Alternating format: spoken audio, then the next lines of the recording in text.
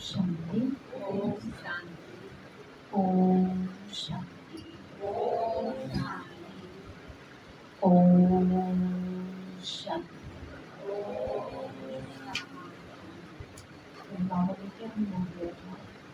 बाबा ने कहा था कि पवित्रता, अंतरता, निष्ठिति, सच्चाई और सफाई उनकी ज्ञान की फाउंडेशन है। पालन करना है और गंभीर रहना है, चुप रहना है। गंभीर हो गया वो अपना गुणगान और कारण नहीं निवारण बनने की कोशिश करो। समस्या नहीं समाधान समाधान स्वरूप बनना। हाँ जी परमेश्वर।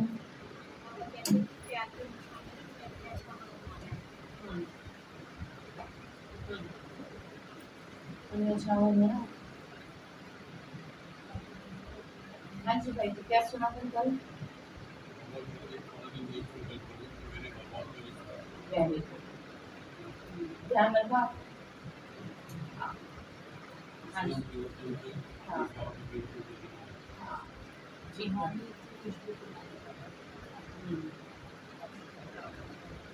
हाँ, रूहानियत की क्या करनी है?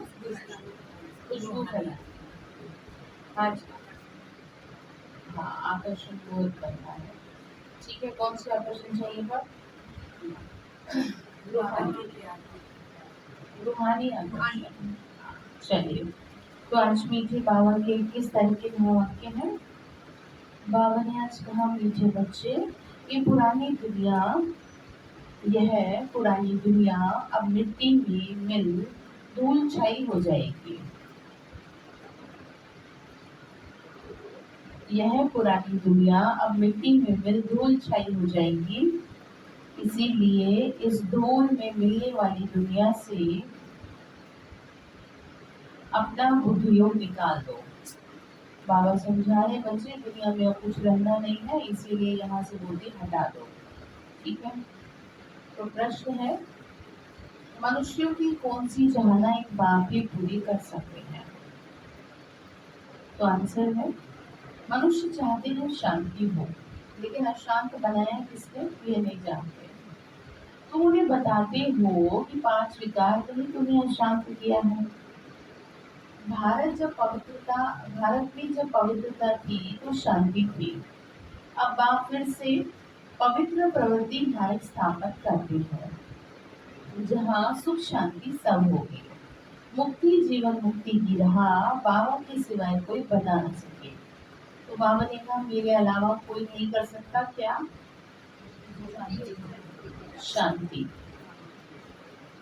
भले ही लोग कितना भी जब तप करते हैं, शांति सम्मेलन करते हैं, गवर्नमेंट की तरफ से उन्हें इनाम भी दिया जाता है, लेकिन यहाँ पर बात है मन की शांति की। मन शांत होंगे, पवित्र होंगे, तभी मन शांत हो पाएंगे, तभी बाहर में शांति आ पाएगी।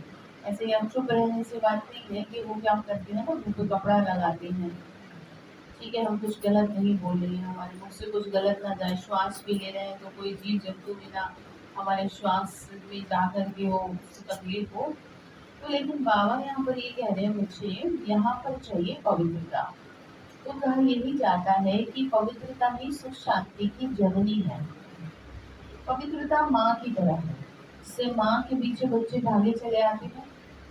ठीक इसी तरह से पवित्रता है, जिसके जीवन में जितनी पवित्रता होगी 100% उसके जीवन में सुख शांति होगी।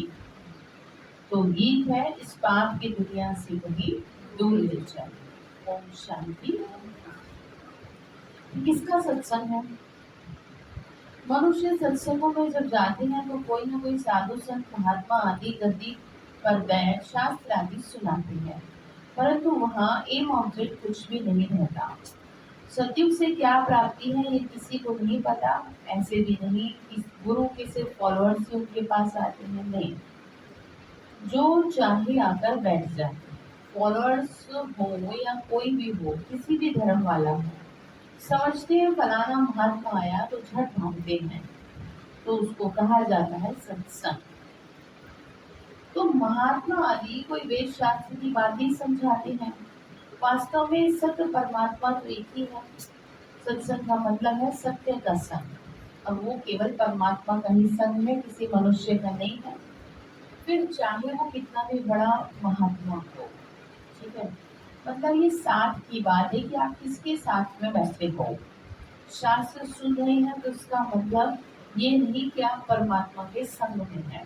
जैसे कि आप अपने अब आप अपने बच्चे के बारे में बताएं किसी को, तो वो तो आप कहानी से सुना रहे हैं, ठीक है। किसी को कुछ बता रहे हैं तो इसका मतलब ये नहीं है कि आप उसके सत्संग में हैं, आप सत्संग में हैं। जब तक वो ना हो आपके पास तब तक सत्संग नहीं कहा जाएगा, ठीक है।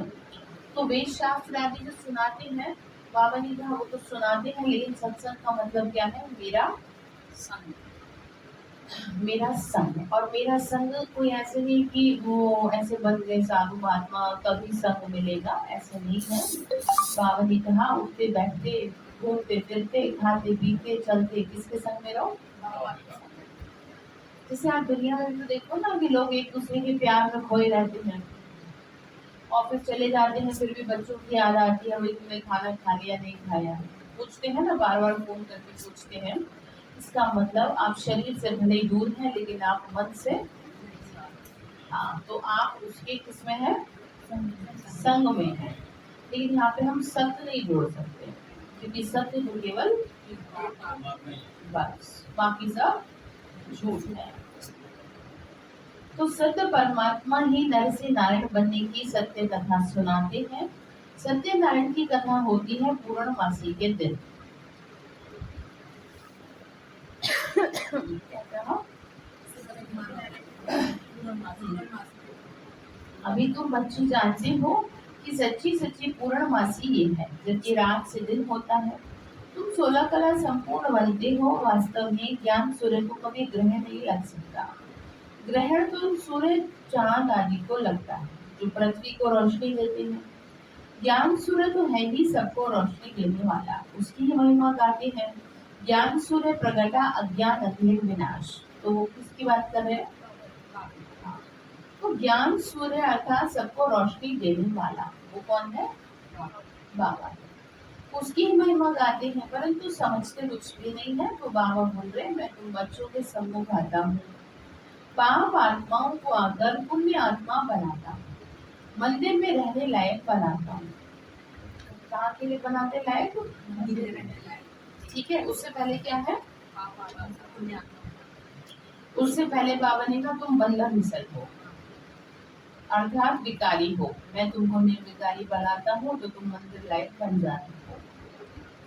बाबा ने कहा वो है पावन दुनिया शिवालय। शिव ने स्वर्ग की रचना रची, उसमें कौन रहते हैं? देवी देवताएं, जिन्हों के चित्र मंदिरों में रखते हैं। तुम जानते हो कि 5000 वर्ष पहले ये देवी देवताएं भारत में रहते थे, स्वर्ग में राज्य करते थे। कब राज्य किया, कैसे किया, ये कोई भी नहीं जानता, सिर्फ उनकी पूजा करना जानते हैं, उसके अलावा तो थोड़ा दिमाग लगाना चाहिए कि पूजा कैसे हो रही है ये, ठीक है। तो बाबा समझा रहे बच्चे वो नई दुनिया थी और अभी ये पुरानी हो चुकी है। भारतवासी कहते हैं कि नई दुनिया हो, नया भारत हो, वर्ल्ड अलमाइटी राज्य हो। आत्मा को बुद्धि में आता है कि यहाँ देवी देवताओं का राज्य था, परंतु ये विचारों को पता ही नहीं कि ऑलमाइटी अथॉरिटी का राज्य कब किसने स्थापन किया। ऑलमाइटी अथॉरिटी कौन है? हाँ। कोई समय था, जरूर जानते हो, भारत सोने की चिड़िया था। तुम अब किसके संग में बैठे हो? हाँ जी भाई जी, किसके संग में? हम बाबा के संग में बैठे हैं ना। हाँ, कौन सा महात्मा आया हुआ है? श्री कृष्ण तो नहीं कहेंगे कि भगवान आज मैं तुमको राजयोग सिखाता हूँ। तुम बच्चों की बुद्धि का ताला खुल गया, खुल गया है तो औरों का भी खोले, ठीक है। कहीं भी जाए व्यर्थ ना जाए आपका जाना, ये रहा बस अपनी मौज मस्ती करके आ गए। कहीं भी जाए कुछ ना कुछ, जैसे कुछ लोग नेगेटिव वे कहीं भी जाते हैं तो किसी ना किसी से लड़ाई करके आते हैं, क्योंकि उनका क्या होता है? संस्कार कि किसी ना किसी से जरूर वो भिड़ जाएंगे। तो हमें क्या करना है, पॉजिटिव है बात वाले ना किसी न किसी को कुछ बस, किसी ना किसी का कल्याण जरूर हो, कभी आपका कहीं जाना घूमना फिरना सफल होगा। ठीक है, तो हम समझा रहे हैं कि अब बुद्धि का ताला खुल गया है ना।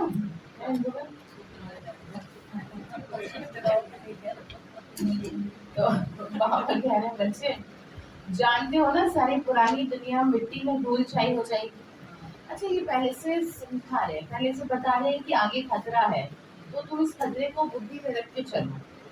जैसे कि जैसे से उम्र बढ़ती है तो ये टेंशन होती है कि पता नहीं बुढ़ापा कैसे कटेगा, तो पहले ही माइंड ऐसा वो बनाने लगता है, ऐसे केमिकल छोड़ने लगता है।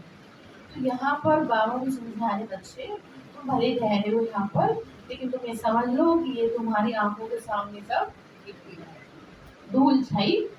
धूल छाई मतलब समझते हैं, जैसे कि आप देखो कोई बिल्डिंग ढह जाए तो क्या हो जाती है, 1 मिनट में हाँ धूल छाई हो जाती है। तो बाबा ने कहा यहाँ पर सारी दुनिया का ये हाल होगा। अभी तो कुछ है नहीं ऐसा।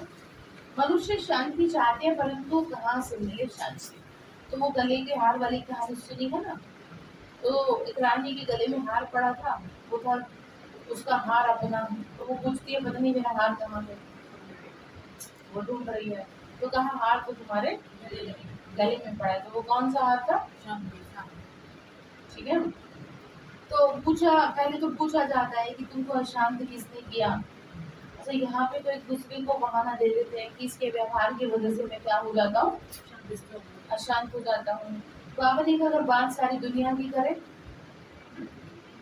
उसे किसने किया, तो बाबा कह रहे तुम्ही ने किया है विकारों से, है ना। तो माया तो हमारे माध्यम से ही करेगी ना, ठीक है। तो हमारे माध्यम से ही, जैसे आत्मा शरीर के द्वारा पाप करती है, ठीक है, शरीर के द्वारा पाप करती है, शरीर में बैठी है तभी पाप करेगी, ठीक है। और जैसी आत्मा शरीर से निकल जाती है तो वो कुछ भी नहीं कर पाती है। हाँ, एक ऑप्शन होता है कि अगर उसे तांत्रिक कंट्रोल में कर ले तो फिर ब्लैक मैजिक वगैरह जो आपने सुना है तो वो करवाते हैं उनसे, वो गलत काम करवाते हैं उनसे। तो फिर ऐसा कहा जाता है ना कि वो जब देखा होगा आपने तो कहते हैं हमें मुक्ति दिलाओ, हमें मुक्ति चाहिए, क्योंकि उनको क्या कर लेते हैं वो, हाँ। अदरवाइज आत्मा शरीर के बिना होती तो बहुत पावरफुल है, लेकिन वो कुछ कर नहीं पाएगी, ना तो वो पाप कर पाएगी ऐसे, ना पुण्य कर पाएगी ऐसे। इसीलिए कहते हैं जीते जी कर लो क्या, पुण्य, हाँ, जीते जी भजन कर लो, सही बात है। तो बात समझिए, बाबा ने कहा भारत में शांति तब थी जबकि पवित्रता थी, पवित्र प्रवृत्ति मार्ग में ही मनुष्य बहुत बहुत सुखी थे। अब यह पवित्र पतित प्रवृत्ति मार्ग हो गया, निशानियां भी हैं। मंदिर में देवताओं की महिमा करते हैं हम नीच मंदिर में देवताओं की महिमा करते हैं हम नीच पापी हैं, हम निर्गुण हारे में कोई गुण नहीं। तो मनुष्य गाते हैं परंतु जानते नहीं है, जब बाबा आते हैं तो बच्चों की मेहनत करते हैं। तो बाबा क्या कर रहे हैं हम पे, मेहनत कैसे कर रहे हैं, सुबह से शाम तक हमें समझा रहे हैं, ठीक है ना, तो मेहनत कर रहे हैं। बाप आते हैं बच्चों के पास, यहाँ कोई साधु संत आदि नहीं बैठा है, ये तो देहधारी है। तुम्हारी नजर ऊपर भी है, हम श्री बाबा से सुनते हैं, किसी देहधारी की तरफ दृष्टि नहीं है। कृष्ण भी देहधारी बच्चा है, कौन सुना रहा है, शिव बाबा। गर्भ से जन्म लेता है हर एक, आत्मा को अपनी देह है, शिव बाबा को अपनी देह नहीं है। नाम तो देह शरीर पर पड़ता है, आत्मा का नाम तो आत्मा ही है, ठीक है। नाम किसको पड़ता है, आत्मा को कोई नाम नहीं है। जैसे परमात्मा का नाम तो खाली शिव है तो सही, लेकिन आत्मा का कोई नाम नहीं है। तो आत्मा को ऐसे पुकारा जाता है पाप आत्मा और पुण्य आत्मा, देव आत्मा, महात्मा, धर्म आत्मा, लेकिन किसी नाम से संबोधित नहीं कर सकते। पाप परमात्मा तो नहीं कहते, फिर आप देखो परमात्मा कैसे कह सकते हो, परमात्मा तो एक है, वो है सुप्रीम बाप, तुम कहते हो परमात्मा सुप्रीम वो है निराकार, उनको मिलाकर नाम पड़ गया है परमात्मा। बाबा ने कहा उनको ही सभी याद करते हैं, नैन ही इनको राह दिखाओ प्रभु, बुद्धि ऊपर में चली जाती है परमात्मा की तरफ। जबकि सब राज बताने वाला परमात्मा है, निर्वाण धाम को ही मुक्ति धाम कहते हैं। जो जो आत्माएं पहले आती है वो जीवन मुक्ति में है, पीछे फिर जीवन मुक्ति से जीवन बंध में जाती है। बच्चे जानते हैं पवित्रता सुख शांति कहाँ पर थी, उसको ही अद्वैत राज्य कहते हैं। फिर द्वैत राज्य अर्थात डेविल का राज्य कहते हैं। पहले तो एक धर्म था और अभी तो अनेक धर्म हो गए हैं। बच्चे सारे सृष्टि चक्र को अच्छी रीति नंबरवार पुरुषार्थ अनुसार जानते हैं और कहाँ एम ऑब्जेक्ट है नहीं। बाबा ने कहा किसी भी सत्संग में क्या नहीं है, किसी को कोई मतलब नहीं आपकी लाइफ में क्या चल रहा है, आप दुखी हो सुखी हो रो रहे हो हंस रहे हो, कोई मतलब नहीं है। लेकिन बाबा को मतलब है कि बिल्कुल ऐसे है जैसे माता पिता को ही बच्चों की फिक्र होती है, बाकी किसी को कोई फिक्र नहीं होती। तो बाबा क्या है हमारा माता पिता, इसीलिए कहा तुम ही हो माता पिता तुम ही हो। तो यहाँ पर प्रैक्टिकल में वो माता पिता के रूप में हमारी क्या कर रहा है, दिखाई नहीं दे रहा लेकिन पालना हमारी पूरी कर रहा है। तो इस बात को बहुत अच्छी तरह कॉन्फिडेंस से स्वीकारना है कि मैं अकेला नहीं हूँ, मेरे सर के ऊपर भी कोई है। ठीक है, जैसे आप कहते हो घर में मुझे कोई सपोर्ट करने वाला नहीं है, वो दिखाई तो नहीं दे रहा, समय तो आने दो, देखो आपके ऊपर कैसे खड़ा हो जाता है, किसी न किसी के माध्यम से वो आपके सामने आ जाएगा जो आपकी सपोर्ट करेगा। ठीक है, तो कौन पाल रहा है हमें, तो कहेंगे हम अकेले हैं नरेश भाई जी। ठीक है, कभी भी नहीं सोचना कि मैं किससे अपनी बात कहूँ, कहाँ कैसे करूँ चीजों को मैनेज, किससे कहना है, ऐसा नहीं वो नहीं सुनेगा, कहते जाओ कब तक नहीं सुनेगा। बच्चे भी तो पीछे पड़े रहते हैं माँ बाप के, जब तक उनकी इच्छा अनुसार उनको चीज नहीं जाती, कैसे पीछे पड़े रहते हैं। तो हमें भी बाबा के पीछे रहना है। ठीक है, तो तुम बच्चे जानते हो इस झाड़ का बीज रूप परमात्मा ऊपर में है। पहले पहले सत्युग की रचना होती है, फिर त्रेता, सारी सृष्टि पुरानी तमो प्रधान बननी है। अब तुम पुरानी दुनिया में हो, नई नहीं कहेंगे, नई सृष्टि तो सतयुग में थी। कलयुग को पुरानी कहते हैं, पुरानी होने में टाइम लगता है। कोई भी चीज आप घर में लाते हैं एकदम तो पुरानी, भले आप उसे यूज करें ना करें लेकिन वो पुरानी। तो ठीक इसी तरह से ये दुनिया हो रही है। ठीक है, और कोई भी चीज पुरानी होके निश्चित रूप से वो क्या होती है, टूटती है। तो ये दुनिया भी अब इसीलिए बाबा ने कहा ये क्या हो जाएगी, धूल छाई हो जाएगी। इसीलिए अपने आप को बड़े लक्ष्य को सामने रखते हुए अपने जीवन को चलाना है। ऐसे नहीं सुबह हो रही है शाम हो रही है जिंदगी खत्म हो जा रही है। अब इस सुबह का खाना बनाओ और शाम का बनाओ, अब मैं थक गई हूँ और मैं थोड़ी देर सो जाऊँ, अब मैं बाहर से आया हूँ और मेरे को रेस्ट चाहिए। भले ये सब करो, मना नहीं कर रहे हैं, लेकिन बुद्धि में क्या रहे, लक्ष्य।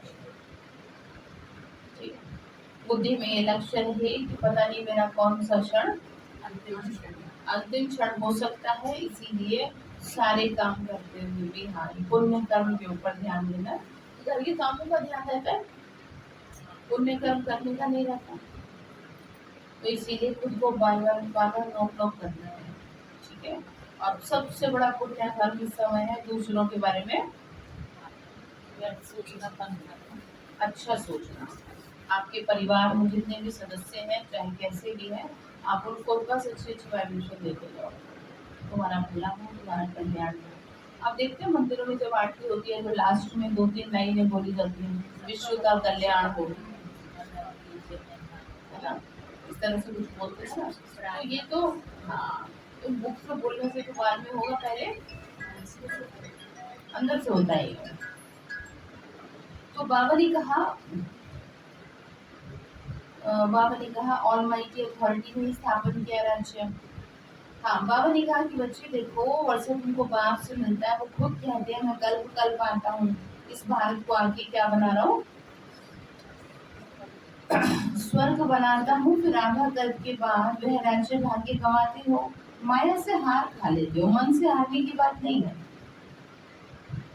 मन तो बिल्कुल घोड़ा बन जाता है। इससे लोग कहते हैं कि क्या करें, मन हमारा समझता नहीं है, हमारे कंट्रोल में नहीं रहता।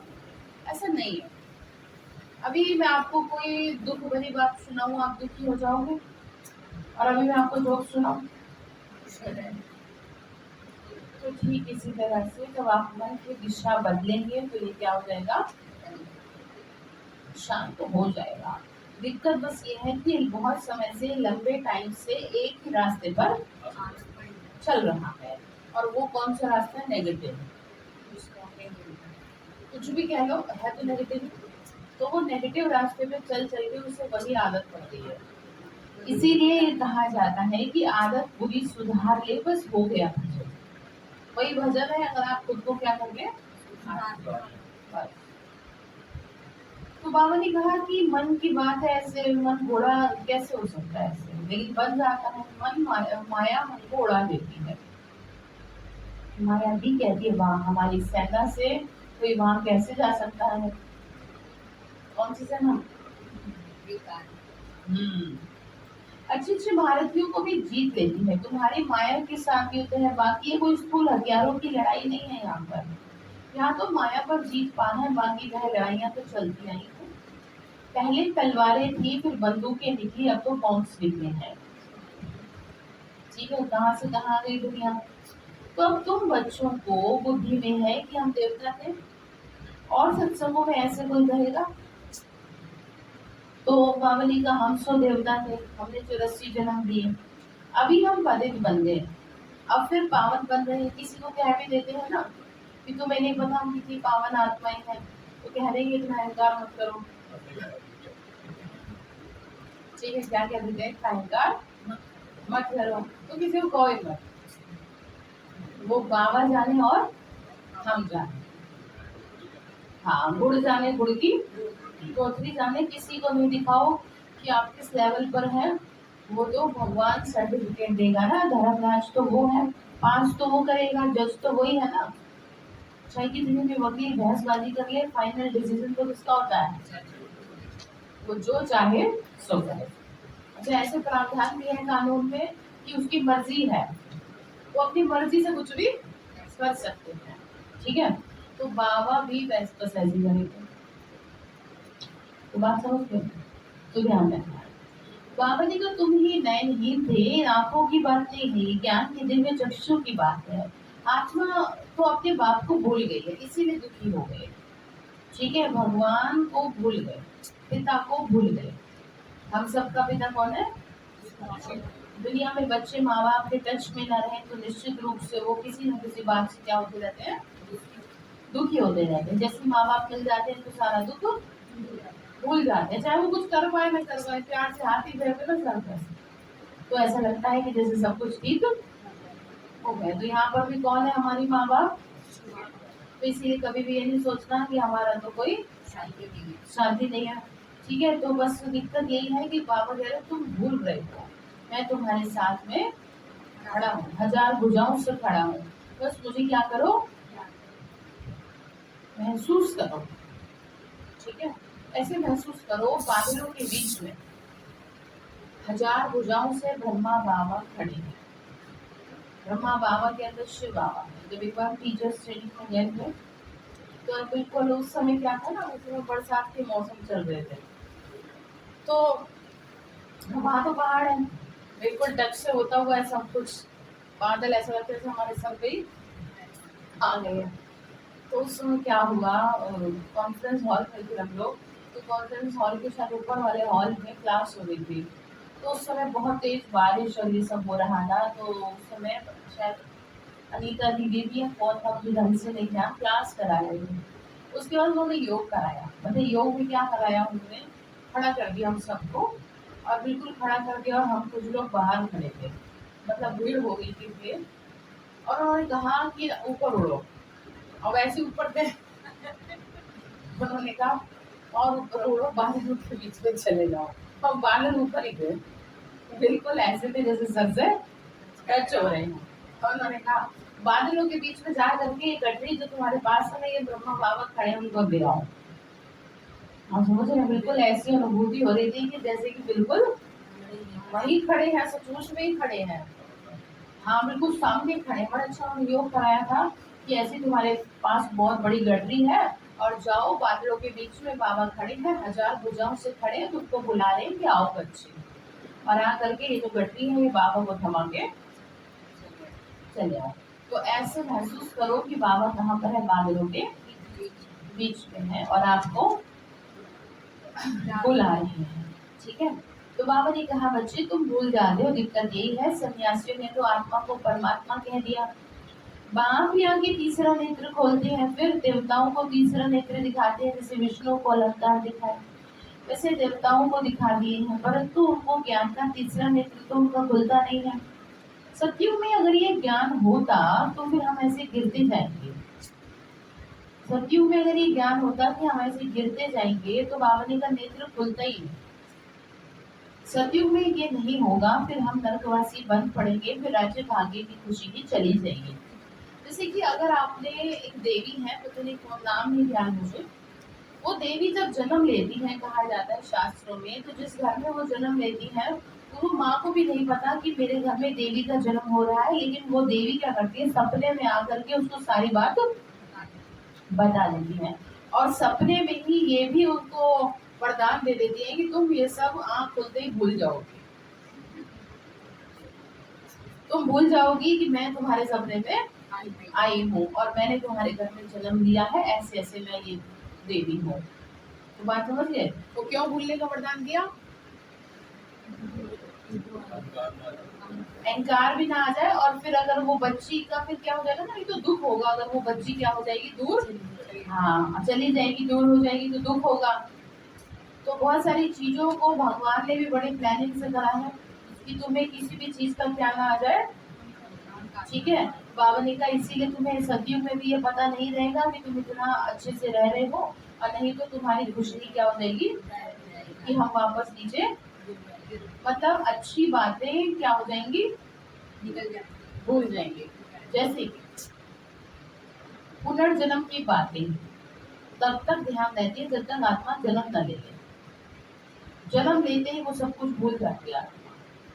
एक आध बात तो याद रह सकती है, कोई एक आध बात ऐसी होगी जैसे आपका किसी विशेष आत्मा से आकर्षण, उसके पास बैठना, उससे बोलना आपको बहुत अच्छा लगेगा, उससे मिलना जुलना, तो वो कहीं ना कहीं पीछे की कोई बहुत क्लोज की क्या है आपके साथ की आत्मा है, जो आप आइडेंटिफाई नहीं कर पाए। जैसे छोटा बच्चा बिना मतलब की हंस रहा है, बिना मतलब ही रो रहा है, तो कुछ याद आता है 3 साल तक। 3 साल तक जब तक बच्चा होता है, छोटा होता है 3 साल का, तब तक वो पीछे की कर्म कहानी याद करके हंसता और रोता है। उसके बाद होता है इस जन्म का शुरू। ठीक है, इसीलिए देखो बच्चे को अभी तो तुम भी जल्दी करा देते स्कूलों में एडमिशन, नहीं तो 2-3 साल के बाद कराते थे। तो यही बात है। तो बाबा ने कहा तुम देवता बने थे, हम सो क्षत्रिय बने, फिर ब्राह्मण बने, ये ज्ञान किसी को नहीं है। गीता पाठशाला मना भगवान की पाठशाला। भगवान वाच है, उन लोगों ने फिर श्री कृष्ण का नाम डाल दिया, फिर श्री कृष्ण को कितने कलंक लगा दिए। कह देते हैं उनको इतने बच्चे थे, इतनी रानियां चुराई। अब एक तरफ तुम भगवान का टाइटल दे रहे हो, दूसरी तरफ ऐसा खराब बोल रहे हो, कलंक लगा रहे हो। है 108 रानियां थी, तो कहते हैं कि श्री कृष्ण ने भी तो ये सब किया, तो हम कर रहे हैं तो क्या गलत कर रहे हैं। तो इसीलिए कहा जाता है विनाश काले विपरीत बुद्धि, कि उनको सोचने समझने की क्षमता नहीं, अच्छी बातों को इसीलिए ग्रहण नहीं कर सकते। जैसे आप किसी से ज्ञान की बात करो तो वो फट आपके पास से चला जाएगा, और अगर उसके घर की कर्म कहानी कुछ और बात करो तो, क्योंकि ज्ञान के लिए बुद्धि में क्या नहीं है, ताकत नहीं है। हाँ, जैसे पढ़ाई, तो पढ़ाई को भी कहा जाता है लोहे के चने चबाना, तो लोहे के चने हर कोई चबा सकता है? कोई भी पढ़ाई हो ना करने वाले लिए तो मुश्किल ही है, लेकिन वो इसी तरह से है कि यहाँ पर बाबा जो हमें समझा रहे हैं कि बाबा जी का समझ ही नहीं पा रहे हैं। क्यों क्यों नहीं समझ पा रहे? हाँ, बुद्धि गंदी हो चुकी है, इसीलिए युवा अवस्था में बच्चों को क्या करा दिया जाता है? पढ़ाई करा दी जाती है। हाँ, बाबा समझा रहे बच्चे इतने कलंक लगा दिए, ये तो तुम सब आप ही भाग कर आए, कोई ने भगाया नहीं। कहते जब मुरली चलती थी तो सब भागे चले आते थे, ठीक है। तो बाबा ने कहा कुछ श्री कृष्ण ने भगाया, वो क्या होता है? खिंचाव होता है मुरली से। जैसे कहीं जागरण हो रहा हो, कीर्तन हो रहा हो, तो मन करेगा उधर देख ले जरा, बड़ा अच्छे से क्या आ रहे हैं, वाइब्रेशन आ रहे हैं। तो गवर्नमेंट के राज्य में अगर कोई किसी को भगाए तो केस चल जाए, तो यहाँ के नियम कानून बड़े अलग है, ठीक है। तो बाबा ने कहा ऐसे तो बहुत कलंक लगा दिए मेरे पे। बाबा ने कहा इनको वंडर हुआ, इतने बच्चे आए, भर्ती बननी थी, बूढ़े जवान बच्चे सब वैरायटी भाग कर आ गए।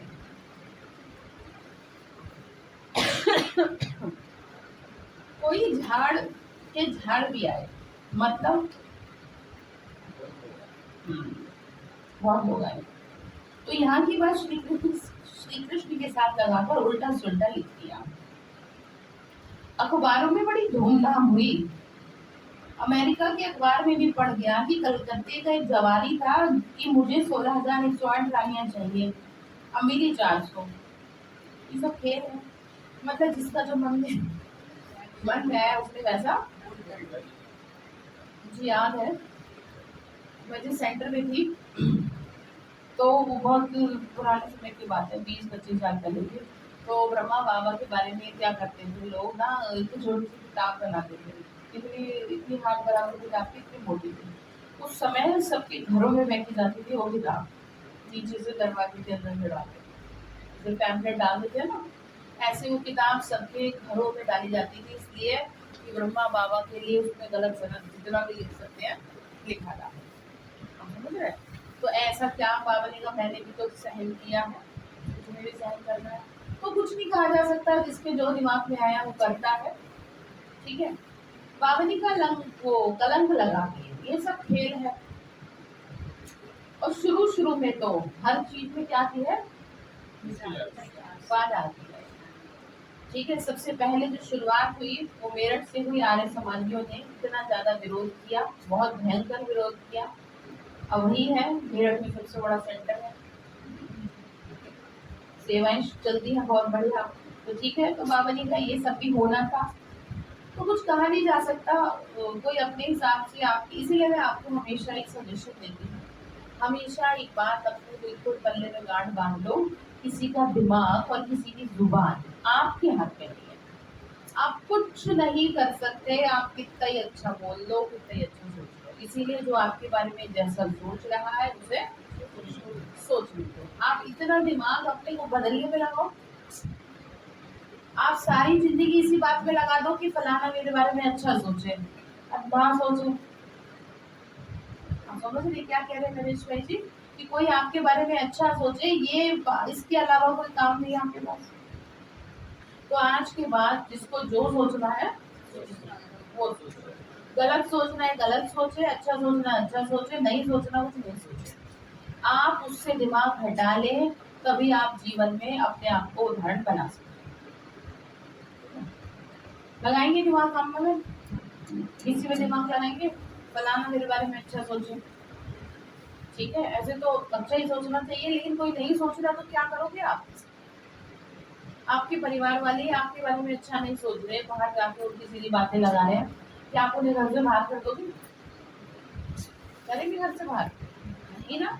तो ठीक इसी तरह से आपसे जुड़ी हर आत्मा, सबको क्या छोड़ दो, फ्री छोड़ दो, ठीक है। तो इधर ध्यान रखना, किसी को भी आपको बाबा ने पास करके आगे भेजना है, लोगों ने भेजना है, बाबा आपको पास करके आगे भेजेगा, बाबा से सर्टिफिकेट लो, ठीक है। आपको पता होना चाहिए कि आपने लाइफ में क्या नहीं किया, कुछ गलत, बस सब किसी अनाज ने नहीं खाया है, आपको पता होना चाहिए, ठीक है। तो बाबा ने कहा ये भी जो हुआ वो सब ठीक है, नथिंग न्यू। कल बात फिर भी ऐसा होगा, ऐसे ही तुम्हारी भट्टी बनेगी, तुम देख रहे हो ना कैसे स्थापना होती है। मनुष्य से देवता बन रहे हो, जीवन मुक्ति दाता को अपना बनाने में सेकंड में तुम वर्षा पाने के हकदार रखते हो। जन्म को भी सेकंड में साक्षात्कार हुआ, कहते भी है हमको जनक कुशल ज्ञान दो। जनक ने तो त्रेता में राजाई पाई। तो बाबा ने पहले समझाया तो बच्चों की बुद्धि में है कि हमारे सामने कौन बैठा है। शिव के मंदिर के आगे बैल रख दिया। अब बैल पे तो मनुष्य बैठेगा, निराकार शिव कैसे बैठे? अच्छा, मनुष्य भी कोई बैठेगा तो उसे बहुत गलत बोलेगा, ठीक है, ऐसे बेहुदे बोलेंगे जानवर के ऊपर कोई बैठेगा तो। और यहाँ किसको बिठा रहे लोग? और फिर क्या कहेंगे, वो शिव जी की सवारी है। तो कॉमन सेंस नहीं है ना, इसलिए बाबा समझाते हैं ये समझो और औरों को समझाओ। तो फिर शंकर को बिठा दिया, कुछ भी नहीं समझते, नैनहीन को राह दिखाओ, ये सब बुद्धिहीन अंधे हैं। प्रजा का प्रजा पर राज्य है, आगे राज्य राजा चलाते थे। कोई बड़ा विक्रम करते थे तो राजा फैसला करते थे, अभी तो प्रजा का प्रजा पर राज्य, एक दो के ऊपर जज है। वंडर है ये बेहद का नाटक है, ये सब चल रहा है और ये चलता रहेगा, टिक टिक टिक होती रहेगी। मतलब घड़ी की सुई चलती रहेगी, रुकेगी नहीं। समय आगे की ओर बढ़ रहा है, क्या रोक ले? बाबा ने कहा नहीं रोक पाऊंगा क्योंकि सृष्टि समाप्ति की ओर, अंतिम श्वासों पर है दुनिया, इसीलिए काम करें अपना अच्छे से। कहते हैं पत्ता भी ईश्वर के हुक्म पर चलता है, परंतु ये तो ड्रामा है, मक्खी यहाँ से पास हुई फिर कल बात वही रिपीट होगा। ड्रामा को समझना, इसका मतलब ये है everything is pre plan, nothing new. आपकी लाइफ में जो भी लोग हैं, जो भी चल रहा है, सब पहले से प्लान है। आप किस बात के लिए अचंभित हैं? आप किस बात के लिए अचंभित है? कुछ भी तो नया नहीं हो रहा है, तो अपने दिमाग को क्या रखना है? बाबा बहुत अच्छी रीति समझा रहे, समझ में आ रहा है? तो फिर आगे कह रहे बच्चे मैं भी ड्रामा में बंधा हुआ हूँ, तुमको पावन बनाता हूँ, तुम मुझसे शक्ति लेते हो माया पर जीत पाने के लिए। माया दुश्मन ने तुमको बिल्कुल कंगाल बना दिया, ना हेल्थ है और ना ही वेल्थ है। अभी तुम समझ रहे हो कि हम विश्व के मालिक बनते हैं, और वहां पे क्या होगी फिर? हेल्थ, वेल्थ, हैप्पीनेस सब होगा। तो परमात्मा को ही कहते हैं कि आगे राह दिखाओ। आत्मा को गाती हो बाबा, छुड़ाओ दुखों से। तो गाते भी हैं, दुख करता सुख करता। बाबा ने सुख दिया, फिर याद करने, उनको याद करने की बाप ने सुख दिया, फिर उनको स्वर्ग में याद करने की जरूरत नहीं रहती। सब बच्चों को सुखी बना रहे। आगे तो 60 वर्ष की आयु में बच्चों को राज्य भाग्य देखो वानप्रस्थ में चले जाते। तो अभी बाबा कहते हैं मैं जानता हूँ तुमको माया ने बहुत दुखी कर दिया है, इसीलिए आया हूँ लेने। क्या कहा? निर्वाण धाम व वानप्रस्थ एक ही बात है। वानप्रस्थ अर्थात वाणी से परे, फिर जाएंगे अपनी स्वीट राजधानी में। अभी तो दुख धाम है, अभी क्या है? तो इसीलिए इस दुख धाम से बुद्धि, ठीक है। अभी सब कुछ सही चल रहा, अभी हटाओ, क्योंकि जब चीजें बिगड़ जाएंगी तो ऑटोमेटिकली, हाँ, क्योंकि अगर अभी हटा देंगे तो अभी हटाने के मार्क्स मिलेंगे आपको, ठीक है। और फिर जब हालात बिगड़ जाएंगे तब आप कहोगे हाँ अब तो सब खत्म ही होना है, चलो छोड़, तो फिर कुछ भी नहीं मिलेगा। तो इसलिए समझाती हूँ कि किसी से पहले आपका संबंध खराब हो रहा है तो आप पहले ही रिलेशंस में बैलेंस रखें।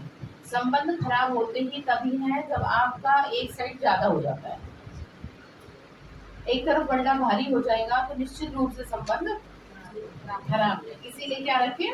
बैलेंस रखें। इसीलिए ज्ञान योग में भी बैलेंस रखें। दुनिया की तरफ ऐसे भी ना हो जाए कि आपको वो सोचेगा, ठीक है। तो बाबा कह रहे बच्चे शिव बाबा सुदर्शन चक्रधारी बना रहे, हम संपूर्ण तो अंत में बनेंगे, इसीलिए अलंकार देवताओं को दिए हैं, क्योंकि तुम अभी संपूर्ण नहीं बने हो, तुमको अलंकार शोभेंगे ही नहीं। अलंकार दिखा रखे हैं, ठीक है। बाबा ने कहा तुम्हारा भरोसा नहीं है, आज सही हो कल को कुछ कर देते हो, इसीलिए तुम्हारे को ये सब नहीं मिलेगा अभी। इसीलिए बाबा ने कहा नहीं दे रहे, देवताएं संपूर्ण है इसीलिए उनको दे दिए। अच्छा, मीठे मीठे सिक्के लगे बच्चों प्रति माता पिता बाप दादा का याद प्यार और गुड मॉर्निंग। रूहानी बाप की रूहानी बच्चों को नमस्ते। हम रूहानी बच्चों की रूहानी माता पिता बाप दादा को नमस्ते नमस्ते बाबा। शुक्रिया बाबा, शुक्रिया। धारणा के मुख्य सार है बेहद ड्रामा के राज को बुद्धि में रख, बेहद ड्रामा के राज को बुद्धि में रख, नथिंग न्यू का पाठ पक्का करना है, वाणी से परे रह वानप्रस्थ अवस्था में जाना है, ठीक है। दूसरा पॉइंट है माया दुश्मन पर जीत पाने के लिए, माया दुश्मन पर जीत पाने के लिए सर्वशक्तिमान बाबा से शक्ति लेनी है। किससे शक्ति लेंगे? बस नयनहीन आत्माओं को ज्ञान का नेत्र देना है। नयनहीन कौन है काम नगर? हाँ, जिनको ज्ञान नहीं है उनको क्या करना है? रास्ता दिखाना। ऐसे नहीं कि आप उन्हें बैठ के ज्ञान सुनाने लगे, जरूरत के हिसाब से भोजन दें। भोजन कौन सा? बस, ठीक है। तो वरदान दिया बाबा ने मन को अमन व दमन करने के बजाय, मन को अमन व दमन करने के बजाय सुमन बनाने वाले दूरादेशी भव। भक्ति में भक्त लोग कितनी मेहनत करते हैं, प्राणायाम चढ़ाते हैं, मन को अमन करते हैं। आप सबने मन को सिर्फ एक बाबा की तरफ लगा दिया है, बिजी कर दिया, बस मन को दमन नहीं किया, सुमन बना दिया। मतलब मन को मारना नहीं है, उसको सुधारना है। सुमन, सुमन क्या होता है? हाँ, खिला हुआ, है ना। तो क्या कहा बाबा ने, क्या करना है तुमको? मन को सुमन बना लिया। अभी आपका मन श्रेष्ठ संकल्प करता है, इसीलिए सुमन है, खुशबूदार है। मन का भटकना बंद हो गया, ठिकाना मिल गया। आदि मध्यंत तीनों कालों को जानते हैं तो दूरादेशी विशाल बुद्धि बन गए, इसीलिए मेहनत से छूट गए। तो क्या बनाएंगे मन को? हाँ। तो स्लोगन है जो सदा खुशी की खुराक खाते हैं वो सदा तंदुरुस्त और खुशनुमा रहते हैं। इसीलिए आप देखो आजकल क्या होता है, योगा में लाफ्टर थेरेपी भी होती है, और उससे तो ज्यादा असर होगा मन से खुश होने से, ठीक है। तो बाबा ने क्या कहा, जो खुशी की खुराक खाते हैं वो क्या रहते हैं? और खुशनुमा रहते हैं, ठीक है। तो बाबा ने हमें आज होमवर्क दे दिया है कि आपको अपने मन को क्या बनाना है?